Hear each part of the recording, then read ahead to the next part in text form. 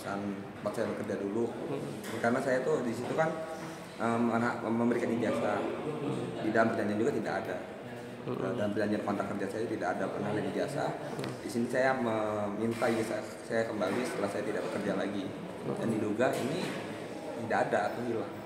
Kita tahu itu sempat saya ke kantor untuk kan setelah saya selesai. Nah, itu kan menjadi permasalahan baru. Jadi ini bukan kegiatan permasalahan, tapi mengedukasi masyarakat bahwa sampah ini bisa menghasilkan uang. Jadi sampah itu sebenarnya cuan gitu. Jadi di sini ada bank sampah yang langsung membayar cash bagi masyarakat atau stakeholder yang dengan kita untuk sampah dari sisir atau dari daratan itu bisa kita tukarkan, kita berikan ke bank sampah. Itu bajunya set, kita menang ini.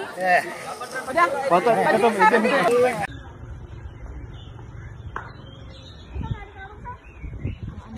12 tahun udah set ini udah bisa? Belum sih? Bisa lah ya? Bisa lah.